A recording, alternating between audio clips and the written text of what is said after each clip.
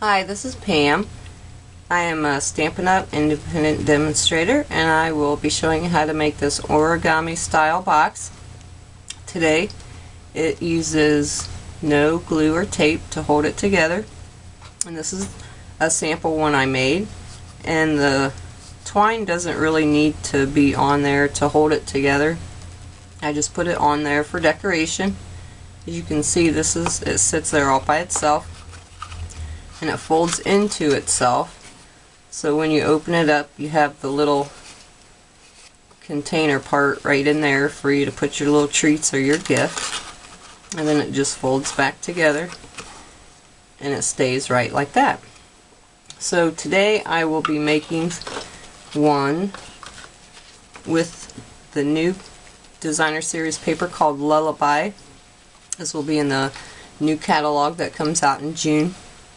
It is two-sided, and it has crisp cantaloupe and one of the new in colors, Hello Honey.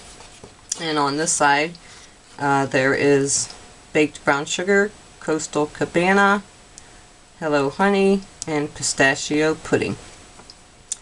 So I'm going to be using this paper for the inside, and then this is going to be the outside.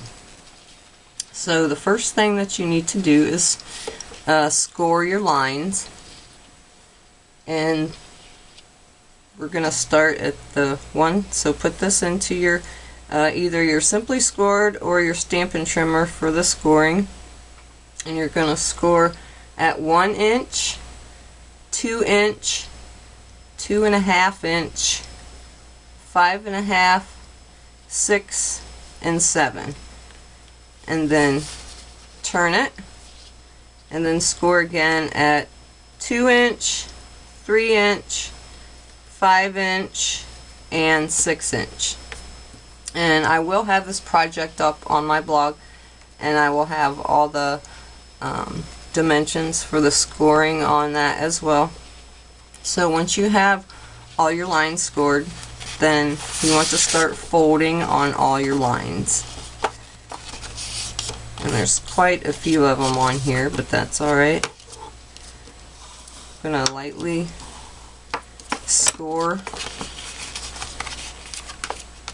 or burnish my score lines, because the first one that I made, I did not score any of it. I just folded it in the origami style, because that's the way that origami is. You just fold your papers around, and then it kind of holds itself into whatever shape it is.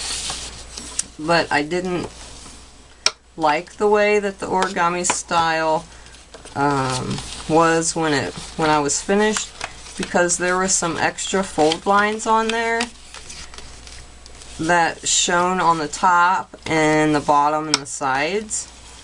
So that's why I come up with this box that you score first. That way you don't see those extra score lines when your box is finished, because there were some score lines that was on the top of the box and that shone. So I came up with this one, and it's the same dimensions as the regular origami box. It just gets scored first.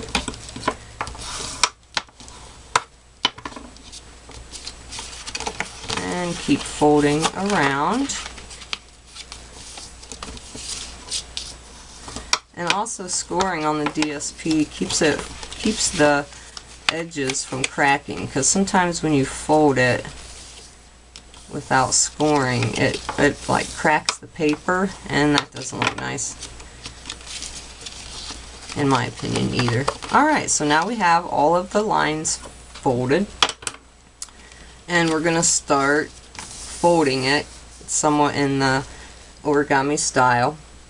So whatever pattern that you want on the inside of your box, which this is what I'm going to use, have it face up towards you, and then this is what I'm going to have on the outside. So put that face down. And you will have these longer rectangles here.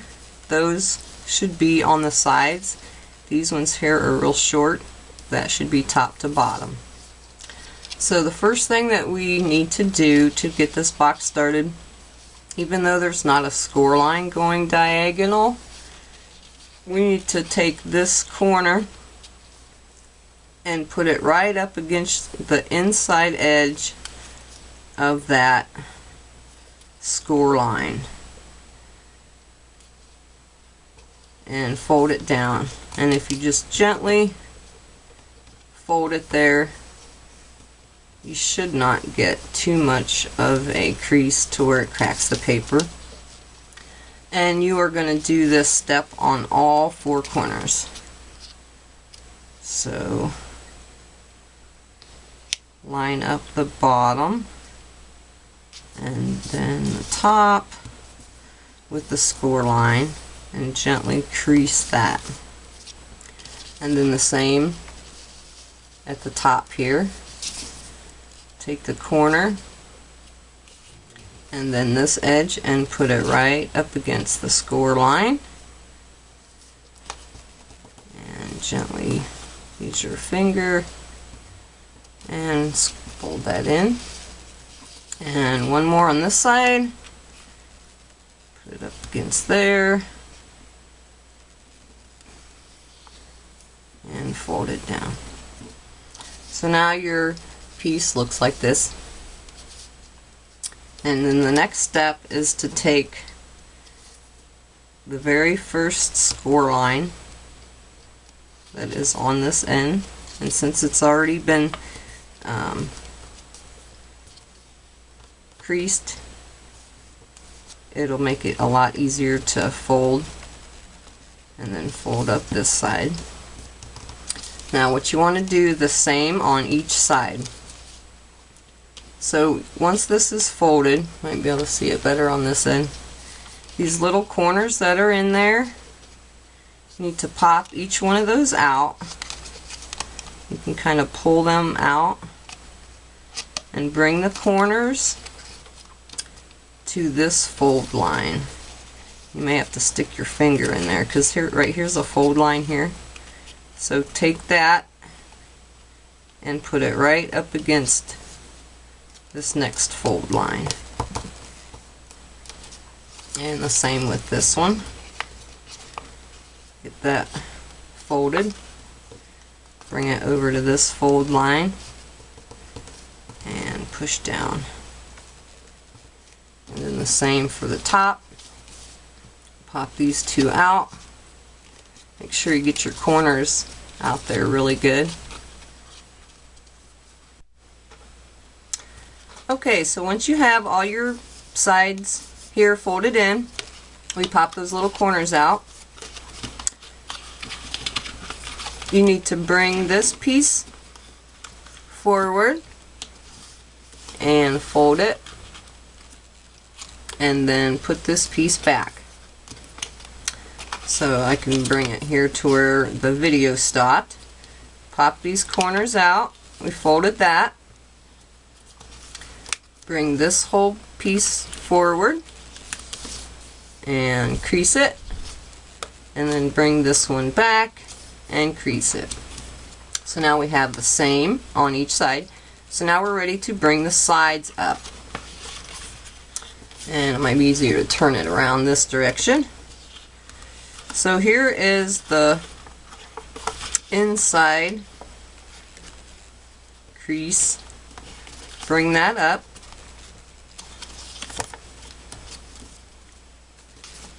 And this one. So this will be our lid that folds over.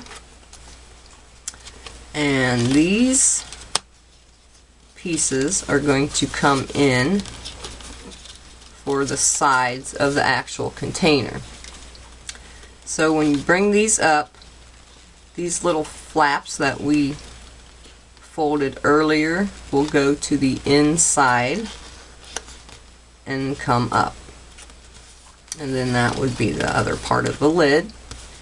And I'll turn that around so you can see it on this side. So as you bring that up,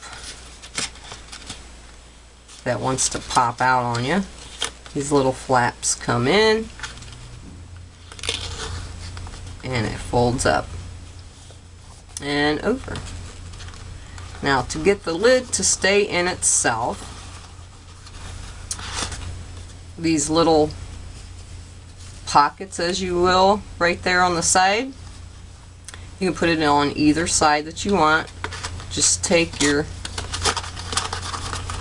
two sides, fold in on each other, whichever one will fit. If one doesn't like to go onto it, try the other side. But it is folded in a way to where they will just fit right into each other. Maybe. That one obviously is not wanting to go, because if you get it, force it in there too much, it will bend it. That's what happened to the first one that I did. So let's try this side again.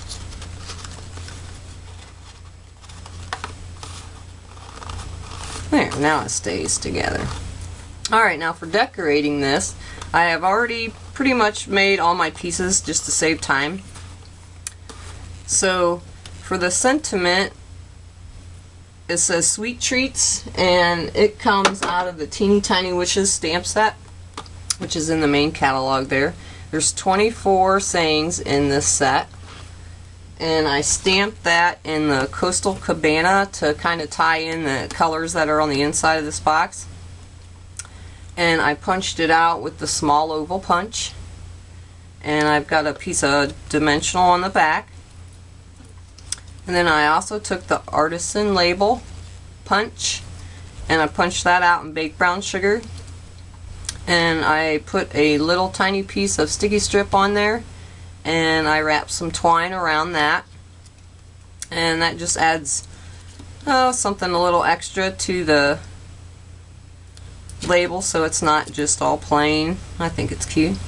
And you just pop your sentiment right down into the center, and we'll stick that onto the box.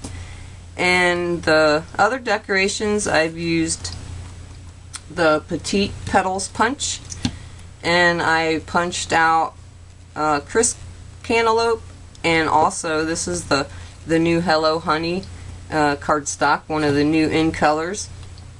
And the inside is a new punch. It's a new set accents punch. There's 3 different patterns that come in the punch pack, and I think they work cute in the centers of the Petite Petals punch. And to get those to kind of pop up like that, all I do is I take a mouse pad. If you have the Stampin' Pierce mat, that would work good. But I just take my folded up mouse pad and I put my punch shape on there and just squish the center.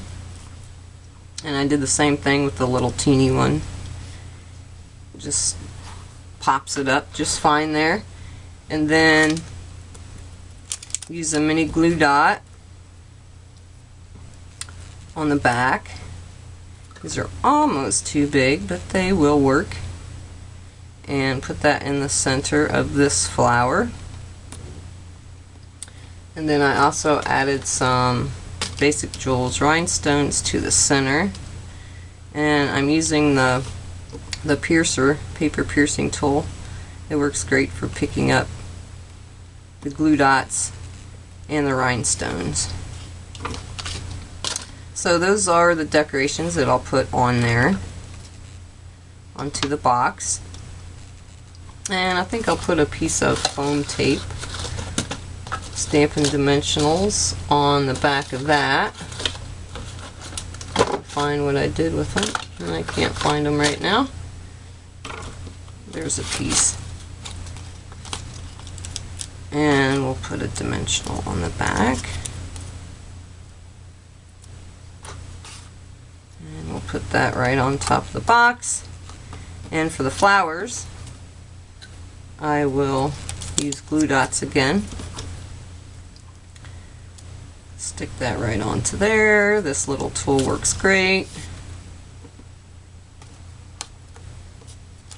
It's the paper piercing tool.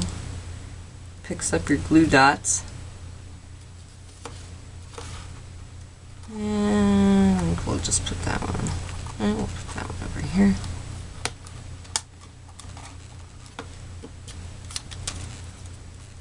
And one more. Onto there.